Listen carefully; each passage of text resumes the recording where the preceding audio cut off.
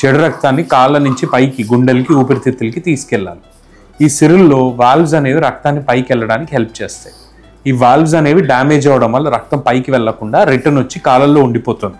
ఎప్పుడైతే చెడు రక్తం వచ్చి ఇలా కాళ్ళల్లో ఉండిపోతుందో మనకు నరాలు ఉబ్బుగాయి కనిపిస్తాయి, వెరికోజ్ వెయిన్స్ అంటాం.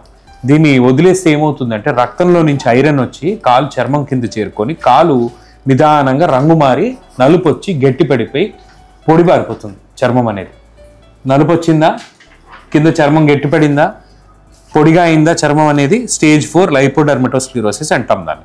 స్టేజ్ 5 స్టేజ్ 6లో దురదలు వచ్చి గీరినా, చిన్నగా దెబ్బలు తగిలినా మానకుండా పుండ్లు కింద ఏర్పడతాయి. అది స్టేజ్ 5 స్టేజ్ 6.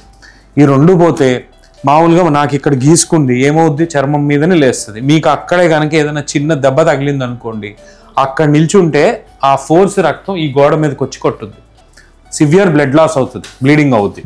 అలానే రక్తం అనేది గడ్డ కట్టి గుండెలకి ఊపిరితిత్తులకి వెళ్ళే మార్గంలో అడ్డుపడితే గుండెకి వెళ్లాల్సిన రక్తం చేరకుండా గుండె మీద ప్రభావం చూపిస్తుంది. ఇవన్నీ కూడా వెరికోజ్ వెయిన్స్ వల్ల వచ్చే కాంప్లికేషన్స్. ఓకేనా?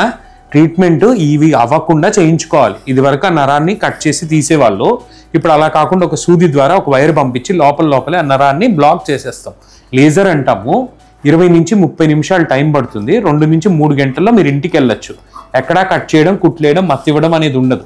తగ్గాలి అంటే సొల్యూషన్ ఇదే, మందులతో తగ్గేది కాదు. ఆయుర్వేదిక్, హోమియోపతి, యునాని, సిద్ధ క్రీమ్లు ఏవి కూడా పనిచేయవు. చేసిన తర్వాత రావడానికి అవకాశాలు అనేవి చాలా తక్కువ మామూలుగా.